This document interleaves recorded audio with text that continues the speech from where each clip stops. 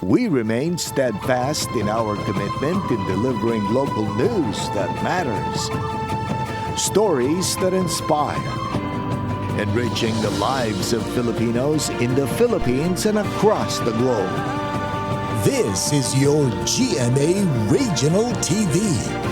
Buong puso para sa Pilipino. Ini ang GMA Regional TV Early Edition. Mga operators ng traditional PUJ nga mapasawan nga makapakonsolidate. Tubtob na lang sa Disyembre 31 ang pagbiyahe. Publiko, ginaengganyo nga liwat maggamit ng face mask kasunod sa pagsakas ng kasos ng COVID-19 sa Iloilo City. Kag tips para sa mga mabiyahe sa buong holiday season, tutukan ta sa Spotlight. Rise and shine, mga puso, bugtaw na, pamahaw na. Good morning, good morning, good morning. You're watching GMA Regional TV Early Edition. Hi, John. Hello, Adrian. It's Thursday, December 14, 2023. Balunta na mga nagapaunang balita sa Western Visayas. Ako si John Sala, live dire sa GMA Iloilo Station. Thursday na, no? Ako naman si Ren Prietos live, gikan diri sa GMA Bacolod Station. Subong nga dala sa gyapon namon ang mga dalag ko nga mga balita at impormasyon nga dapat ninyo mahibaluan bangod local news matter. Tutok na. Kayanin ang pinakauli mga balita sa bilog nga Western Visayas.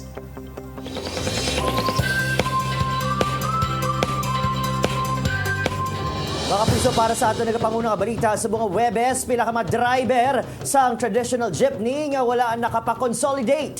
Gin kasubong ang anunsyo ni President Ferdinand Bongbong Marcos Jr. nga tubtob na lang gid sa Disyembre 31 ang ilang deadline. Pila ka drivers nagapanghanda na para mapadayon ang palabuyan. Ini ang itutukan ni Tess Ordales. Mathag ang pahayag ni President Ferdinand Marcos Jr. nga wala na sang extension ng consolidation matapos ang December 31 nga deadline. Gani ang pila ka mga driver nagapanumdum na sang pwede himuon nga palangabuyan kung hindi na makabiyahe sa dalan. Wala nang tanang mahimo sang ilang nga desisyon nga mo kinasal.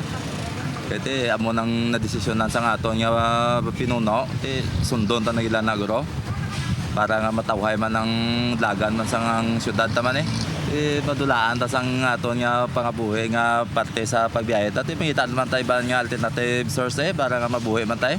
25 katuig na nga PUJ driver si Tatay Rico. Nasubuan nini nga magbulag sa iya jeep pero mas nasubuan nini nga wala na sang ipakaon sa iya pamilya. Mangitan man liwat nga dala ni, applyan nga driver ni. Iti amo nam lang yung pangbuyantan ni. Iti wain man tamimo kan di nagbiyahe. Di mangita naman ta ibang nga driver ni. Base sa anunsyo ni PBBM, ang mga operator nga mapaslawan nga magpakonsolidate anti sa December 31, hindi na sara nga maka-operate. Ang consolidation kawahin lang sa proseso sa pag-upgrade sa gila units halin sa tradisyonal apakado sa modernized nga salakyan. Samtang wala naman sang plano nga magpasakop sa untat biyahe ang mga transport group sa syudad sa Iloilo, gani wala sang dapat kabalakan ng publiko. Sunod kay Boyet Parcon, presidente sang WVTC, suportado nila ang PUV modernization program sa gobyerno. Why kami kay sa subong ara ni kita may mga unit na kita kag gindula na naton ini nga pagupod sa mga strike no kag aton sa ginarespeto man nato no ang ila sini diri nga kausa kay kausa nila. Naganunsyo ang piston sang Disyembre 14 tubtob 15 nga untat biyahe bilang panawagan sa December 31 nga deadline sa consolidation. Tess Ordales para sa GMA Regional TV Early Edition. Nagapanawagan sa publiko ang Iloilo City Health Office nga liwat magamit sang face mask ilabi na nga madamo subong ang nagabakasyon kag nagapatigayon sa mga pagtililipon kaangay nilang sa mga Christmas party. Base sa datos ang Iloilo City Health Office nalulupang doon ang liwat naman nga pagsaka sang kasos ng COVID-19 sa syudad. Halin sang Enero tubtob December 12 yara nasa 1,211 ang na-record nga kaso sa syudad. Sa una nga bahin sang tuig yara sa 2 tubtob 3 ang average daily cases cases. Apang halin sang November, tubtob subong nga bulan, 10 to 20 cases na ini. Pinakamataas nga numero sa mga natapikan sa balatian subong ang nagaedad 21 to 30 years old. Kalabanan sa mga kaso ang na-detect bangod sa mga routinary o kuna requirement para sa ilang magpa-RT-PCR test kaangay nilang sang mga nagapad-dialysis, opera o kung naga-duty sa ospital, subong man bangod close contacts ang isa ka confirmed case. Kalabanan naman sa mga ini ang mild cases. Para sa akon, biskan ano pa kagamay sa cases, dapat tuon na natin pansin. Kaya ang gasugod, bago magdako. So, prevention is always better than cure para sa amon sa City Health.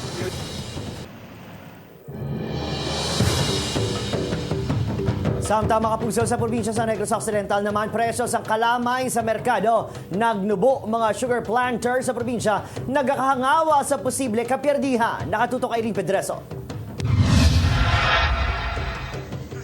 Halin sa 3,000 pesos, nagdubo sa 2,500 ang presyo ng kada sako ng kalamay sa Negros Occidental. Ang 160 pesos kada kilo, nahimo na nga 50 pesos.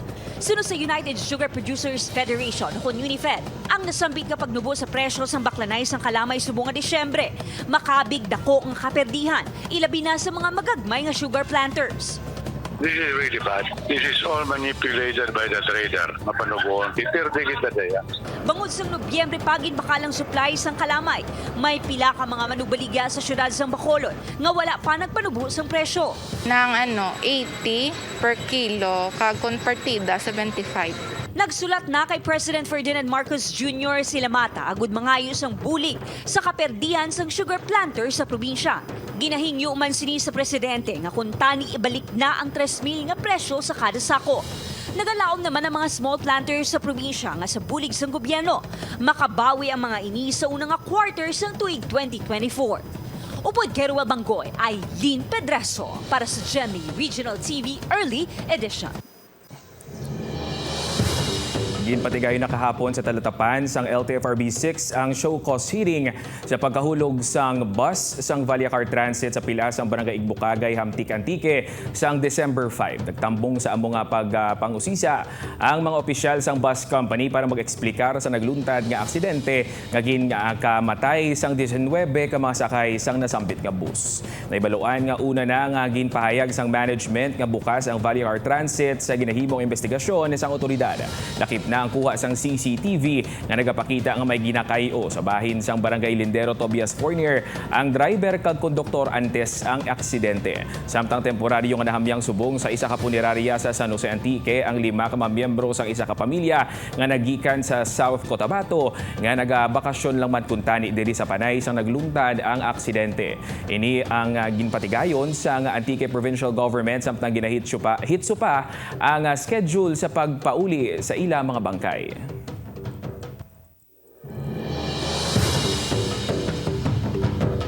Samtama kapugso, may mga ngalan na ginuyatan si Provincial Administrator Attorney Refrando Diaz II sa mga empleyado nga nagpositibo sa ginhibong drug testing sang tinalikdan ni December 11 kag 12. Sa Disyembre 12 sang gab-egin pabalo ini nga may mga nagpositibo nga 8 ka persona kag 20 nga nakitaan sang great results o kon kinahanglan pa kay paidalom liwat sa test. Ang 8 ka mga empleyado nga ginapahayag kalabanan lalaki ginpaidalom naman sa confirmatory testing. Natala naman ipaidalom sa test ang mga empleyado sa district hospitals pa nanglitan maabot ang test kits yagin bakal sa provincial government. Nagpasalig ang provincial LGU nga sundon ang layi kung ano gid man ang mangin resulta.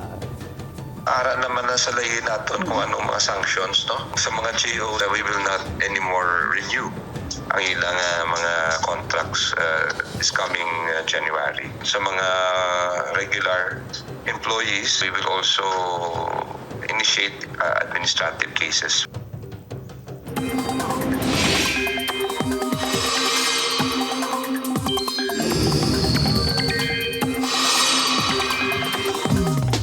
Makapuso sa inyo pagwa subong nga holiday season, magdalagid sang payong nga panagang sa init kag sa gulpi lang nga pag-ulan. Sunod sa pag-asa, apektado na sang northeast monsoon o kun hangin amihan ang bugos nga Luzon.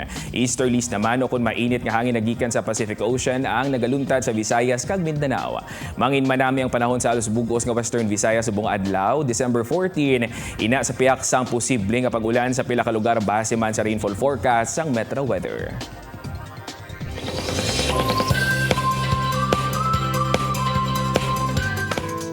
Siyam ka mga tribo nga magapasakop sa kasadyahan sa Kabanwahanan 2024 nagpasundayag sang ila patilaw nga performances, kultura kag madinuagon nga kasaysayan sang tagsa ka mga kabanwahanan nga ila ginarepresentar sa highlights sang ila mga performance. Yaring ma-report nga itong gitutukan. Matahom, madinuagon, manggaranon nga kultura kag kasaysayan. Pila lang ini sa mga tinaga nga sarang mapaanggid sa probinsya sang Iloilo. Kag sa opisyal nga pagpakilala sang siyam ka mga tribo nga magapasundayag sa kasadyahan sa Kabanwahanan 2024, initanan ang nasaksihan sa ila patilaw nga performances. Ginpasalida sang Banwa sang Leon ang ila kaing festival. Madinuagon nga kasag festival naman ang entry sang Banwa sang Banate. Halad kay San Vicente Ferrer ang Saad Festival sang Leganes. Katagmad Festival ang ginbida sang Banwa sang Uton. Tultugan Festival naman ang magatiglawas sa Bamboo Capital of Panay nga Banwa sang Maasin. Ang matahom nga Banaag Festival naman ang iya sang Banwa sang Anilaw. Ang maragtas nga kasaysayan sang Cry of Helicon ang ginpasalida sang Nulusena. Kapagsik kag enerhiya naman ang ginpakita sa Pantat Festival sang Zaraga. Kag syempre, ang defending champion nga hirinugyaw sugidanon sang Kalinog ang wala man nagpaulihi. Ang mga banwa ang bida. Magapadayaw ang aton mga banwa sang ilang festivals, offering an authentic experience that will showcase the depth and diversity sa mga nagkalain-lain na produkto kag kultura sa kada banwa. Ang kasadyahan sa Kabanwahanan ang isa sa mga highlight activities ng Dinagyang Festival 2024 nga iwaton sa Enero 27. Sa Enero 5, natalana naman ang opening salvo sini. This is an opportunity to showcase the culture of the province, which is also the culture of Iloilo City, to showcase our festivals. The kasadyahan sa Kabanwahanan will be the display window of the festivals of our municipalities and our tourism industry. Maluwas sinigin buksan man ang kasadyahan sa Kabanwahanan costume exhibit. Upod kay Silidulin Duque, John Sala para sa GMA Regional TV Early Edition. Ini ang GMA Regional TV Early Edition.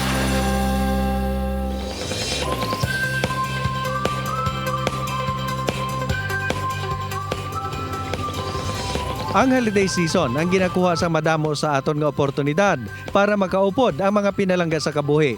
Amo gani nga madamo man ang nagapauli sa ilang mga lugar sa sining nga tion. Apang para naman sa iban, ini ang tion nga magpaliwaliwa, gani madamo ang nag-schedule sa bakasyon. Pero hindi tanan nga bakasyon ang nagadala sa enjoyment, mayaraman sa nagadulot sa pagkadismaya. Subong nga aga, ang tips para sa mga bakasyonista, tutukan ta. Mga puso na siga, before the year ends, lagaw tabala. Eksperto ang ating bisita this Thursday morning. Aring mga dapat tandaan sa pag-check sa iyong travel goals this year, 2023. A good mas mangin merry ang iyong Christmas. With us is a ka-travel expert, Mr. Frederick Thorsten Pe of Bacolod City. Sir, may aga, Merry Christmas. How are you?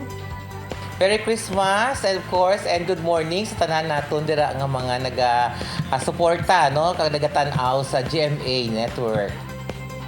Good to know, good to know. Kumusta ang preparation sa makaangay mga tourism management expert given nga peak season sa mga December kag syempre back-to-back man ang local events, kafiestaan, festivals come first quarter of 2024. Wow, grabe gisubong dapat ang preparasyon naton, Migo Adrian, because remember, no, the bouncing back of tourism nagabalik na gid, no, even now sa aton nga mga immigration, grabe subong ang pila. Sa una 2 hours before lang you need to be there, subong 4 hours before advice ko gid, no? Kay sometimes iba na pa sa immigration, naga-boarding na, iba di kaabot sa ilang nga flights, no, sa damo gina-offload ng mga passengers. Considering nga sa peak season na kita, kasulod na kita so of course sa peak season until next year, may di Christmas kita, may arak ta mga festivals sa January, Chinese New Year, sunod-sunod nga mga events, no? So we need to be ready gid, especially kinakulang subong aton nga mga eroplano. Now let's talk about revenge travel. Mas mangin mabaskog ini this 2024 kuno kag nakatibawas na kag nakatipon-tipon balik after the pandemic meltdown ng aton mga kapuso. Gani, travel goals ara gidya sa listahan. Almost 3 years that you're pushed back home eh. Yes, that's true. No, that's the revenge of travel gid. Early January 2023, grabe ang bookings dayon. Every month, there are these groups of people nga naga-travel gid. No, imagine mo almost 3 years nga daw wala isa kagwa. And subong grabe gid, no. Hindi lang subong families, may mga barkadas, no, may mga organizations, may mga incentive travel ang mga big companies, no. Aside sa aton usual nga mga travelers, that's why grabe gid ang revenge of travel subong.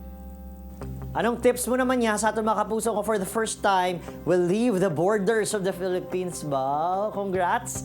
And enjoy abroad sa pinakaunang ation. Ibang level, ha?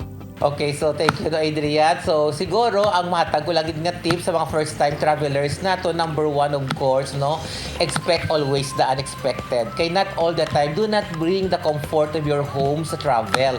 Kay hindi tanan-tanan, there's no such thing as perfect diyang nga travel or tour. So especially grabe ang advancements sa technology, social media, makita mo tanan nga mga destinations, ara na ang mga cheap nga mga offers, mga prices, everything are there already. So tanga tao na nayanggaw na mag-travel. Kaya tayong social media, mismo ga-advertise na. Yes. Ang akon lang, be legit lang, pangitaang mayo, nga mga kabalo ka masaligan, nga mga travel agencies, kag mga, of course, ang diin ka mo nag-book sang inyo nga travel. Kaya sometimes, first-time traveler, traumatic experience dayon. Ang kakatabo. Bao Arya, Mr. Pe, viral permino kay kuno ginapangitaan permi yearbook ang aton mga kapuso. How do we deal with our local immigration officials? Sila binakon first time mo man mag-international flight. Actually, no, that's true. Sometimes may ara sa immigration officer nga daw katamaan gid sila no ka stricto, especially daw questionable ang imong documents when you go out going to other places. Kaya there are those that they are taking the visa going somewhere else, pang purpose nila is employment dito nga hindi na magbalik. That's the reason why sometimes may ara man ka reason ang aton immigration officer to check other documents. Well, hindi magitanan gyud pang yearbook. I think it's only happened once siguro no naging viral ang dayon. And then the rest of the documents naman, before kita mag-travel, gina-emphasize naman sa aton sa aton travel agent or sa mga ginabukan naton sa aton nga mga travel. What are the things or documents needed that you need to bring during the international flight nga kinahanglan nga ready ka during sa mag-abot mo sa immigration? Importante, uli-ulig mata. Aray mag-abot naman sa ibang nga lugar, anong dapat obrahon sa aton mga kapuso? Siyempre, no reminders, follow the rules, guidelines, take as many pictures as you want. Hindi magpasaway ha sa sinang lugar. Savor the moment. Mahal balaplete. Yes, that's true, no? Para maging memorable ang aton nga travel, especially first time naton sa saka destination, number 1, enjoy the moment.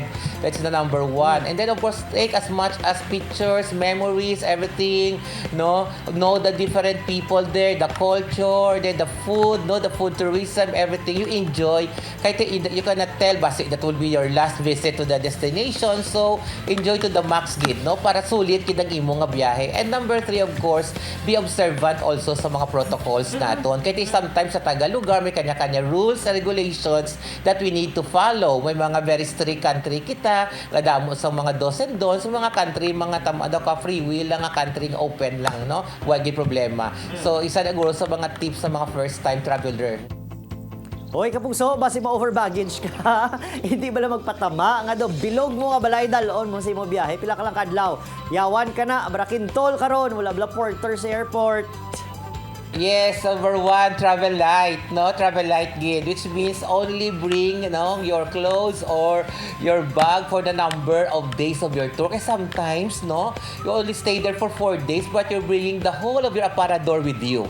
No, that's the reason sometimes nga pa lang sa goyawan ka nakabarakintol sa labi sang aton nga mga airline dira makita mo da sa mga airport iga pang abri maleta no kapamuhin gamit no so of course we have 7 kilos hand carry automatic na nga makaigo lang nga bag sa cabin sang aton nga plane. Pero once you have check-in baggage maximum of 20 kilos. If you want to bring from pa add on ka more than that, you can add on for Cebu Pacific 32 up to 40 kilos. No pwede na. But other airlines of course they have 20-30 kilos also nga pwede mo madala during your travel. So number 1 gid travel light, ikaw magyapo budlayan kung gabarakintol ka during the trip, no? Safe skies sa aton mga kapuso ka biyahero. Salamat gid sir. Merry Christmas. Good morning. Merry Christmas! Thank you so much!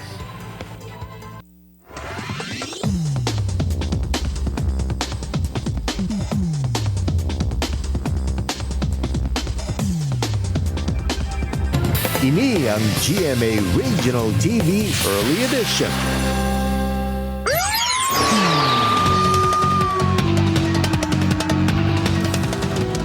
₱340,000 nga balor sang droga ang nakumpiskara sa ginkas nga drug bypass operation sa otoridad sa Barangay Funda Dalipe, San Jose, Antique. Arestadong 31 anyos nga si alias BR Villain, isa ka high-value individual. Nakuha sa iyang 12 tanan ka sa shay sang daligar shabu nga nagabugat sang 50 grams. Nagapangatubang ini sa karon sa kaso nga paglapas sa Comprehensive Dangerous Drugs Act of 2002.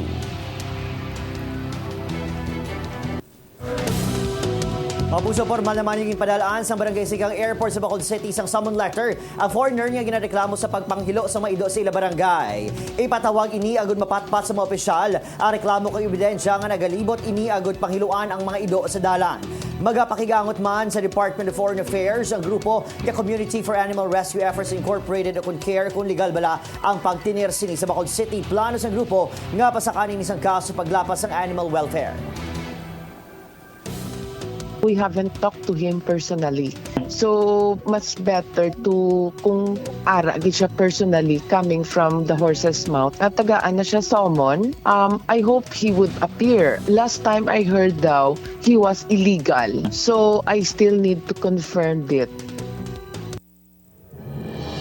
Temprano nga pamasko ang nabaton sang 43 tanan ka mga individual nga wala sang kamot, pangod nahatagan sila sang prosthetic hands. Makitaan sa ilang mga nabuong ang kasadya bangod makagawi na sila kag makatrabaho sang normal sa bulig sang prosthetics nga halin pa sa Estados Unidos. Suno sa isa ka non-government organization, isa ka maalwan nga sponsor ang naghinyo nga magpangita sang mga nagakinahanglan sang artificial nga makamot gani nagpili sila sa mga benepisyaryo. Tuman ang pagpasalamat sa mga benepisyaryo sa pakita nga hashtag spread kindness ang grupo subong man ang sang sponsors. Simple lang inikuno nga bagay apang dako nga bulig sa ila adlaw-adlaw nga pagpangabuhi. There are a lot of success stories that they will have. They have.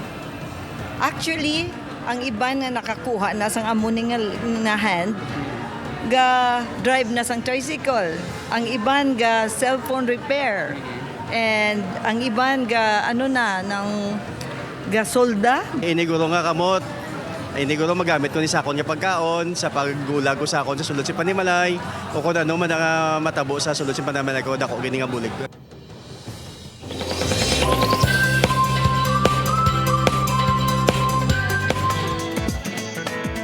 Proud kag gini makapati ang cast kag team sa likod ng Firefly sa resulta sa ilang sacrifices. Napuno sa emosyon ng mga inis ang ilang taon na ang pelikula na hanungod sa istorya sa bata ang ginapangita ang lugar nga ginaistorya sa Iloy. Sa advanced screening, makita ng reaction sa pila ka cast sa Alessandra De Rossi, Miguelton Felix kag Isabel Ortega. Sa ulihin nga semana sa The Missing Husband, maramo pa sing twist nga dapat bantayan. Si Anton kag Millie handa ng obrahon ng tanan para mabawi ang anak. May chance sa pabala sila nga makompleto. The Missing Husband, 4:05 p.m. sa afternoon prime pagkatapos ng Stolen Life. Kilig ang dalas ang Black Rider Boys sa episode kung sa rin ginaharana sa mga iniyang girls. Sa behind the scenes, makitaan nga enjoy gina mga ini sa shoot. Ginkikilaga naman sa fans ang chemistry ni Banek kag Elias nga karakter ni Ruru Madrid kag Yasi Pressman.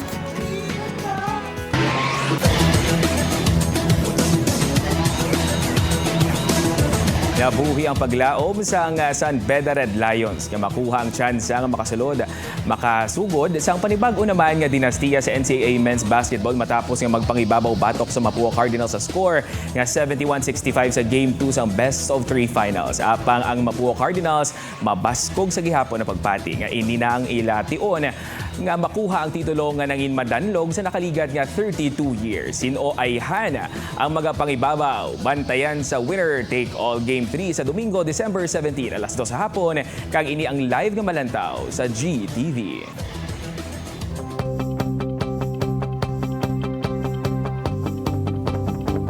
Diyan, mga puso, sa tunghasang kasakuon sa trabaho, dapat maghatag man kita sa time o kuntion sa aton kaugalingon nga magpaliwaliwa, mag-relax, kag syempre mag-recharge. Matuod gid na Adrian sinugani sa American singer and actress nga si Dolly Parton. Never get so busy making a living that you forget to make a life. Panumdumon tagid nga ang lawas nga ginagamit para pangabuhi amuman ang lawas nga dapat halungan bangod wala inis ang spare parts. Sa tion nga mag-bag down. Lagaw ta, 11 days ago na lang, Pasko na. Madamon niya salamat sa pagtutok. Diri sa amon sa GMA Regional TV Early Edition.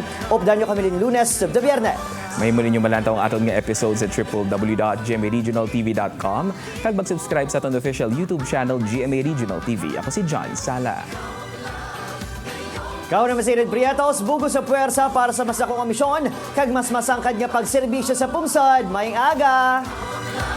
Ngayong Pasko, ikaw ang blessing ko ngayong Pasko.